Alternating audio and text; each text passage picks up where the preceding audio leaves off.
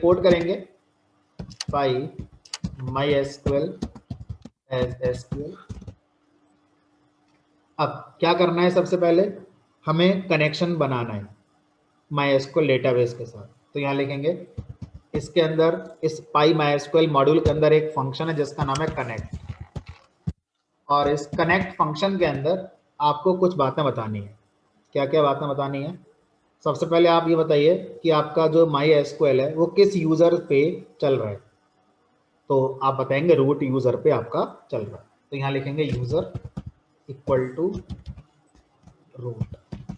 अब जब root user में हमारा प्रोग्राम एंटर होगा तो उसे पासवर्ड बताना पड़ेगा, तभी डेटाबेस अलाउ करेगा ना कनेक्शन।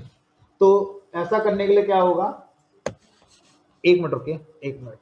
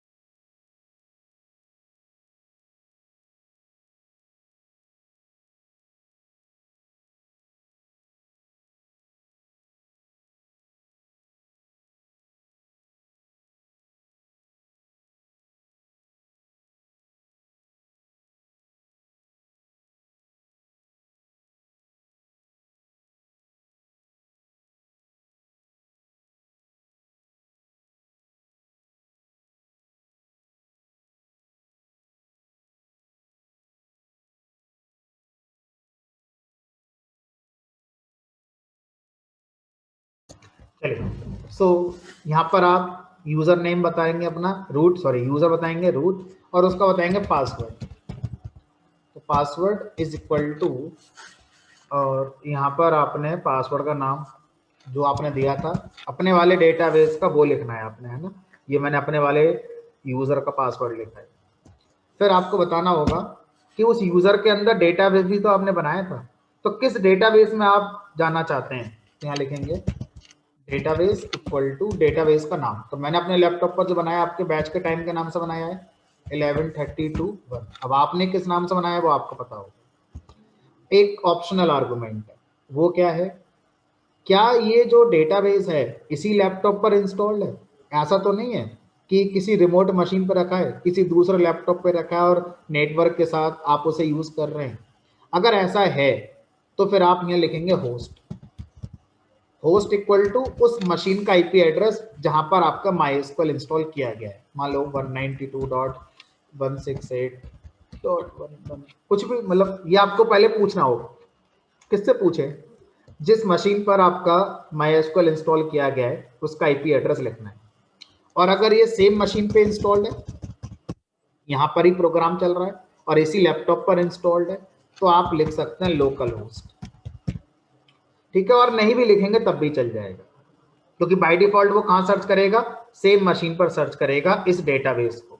तो अब इस पूरी लाइन का मतलब है कि ये फंक्शन इस वाले आईपी एड्रेस पर जो MySQL इंस्टॉल्ड है उसके अंदर इस यूजर में जाएगा, इस यूजर के अंदर जाकर इस डेटाबेस में जाकर कनेक्शन बनाएगा और वो कनेक्शन लाकर आपको दे देगा।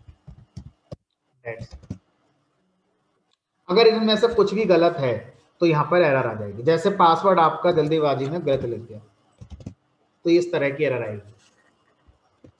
ठीक है, और अगर आपने लोकल होस्ट में स्पेस दे दिया हो सकता है फिर एरर आ जाए। अब आपका कनेक्शन बनकर तैयार हो चुका है। क्या करना है, अब आपको पांडास मॉड्यूल का एक फंक्शन है जो यूज करना है जिसका नाम है read_SQL। और इस फंक्शन के अंदर आपने दो आर्गुमेंट पास करना है। दूसरा आर्गुमेंट वो कनेक्शन जो आपने भी बनाया हुआ है। पहला आर्गुमेंट आप ये बताइए इस डेटाबेस की किस टेबल का डेटा रीड करना चाहते हैं, और उस टेबल में जितना डेटा सारा रीड करना चाहते हैं उस टेबल में जितने कॉलम तो सारे आप चाहते हैं डेटा फ्रेम में आए या कुछ स्पेसिफिक चाहते हैं, तो उसके लिए आप यहाँ क्वेरी लिख दीजिए। तो अगर आप यहाँ लिखते हैं सेलेक्ट एस्ट्रिक फ्रॉम स्टूडेंट, तो ये फंक्शन क्या करेगा, अपने अंदर से ये क्वेरी चलाएगा और इस क्वेरी से जो डेटा निकल कर आएगा उस डेटा को डेटा फ्रेम में रख देगा और वो डेटा फ्रेम आपको दे देगा।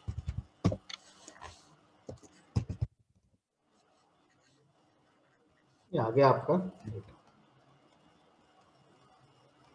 ठीक है। अब आप चाहते हैं कि सारा डेटा नहीं चाहिए, सिर्फ वो डेटा दे दो जहां पर मार्क्स 500 से अबव है, तो आप लिख दीजिए select asterisk from student where marks greater than. आप चाहते हैं मुझे नेम में कोई इंटरेस्ट नहीं है, सिर्फ रोल नंबर और मार्क्स बता दो, select roll number comma marks.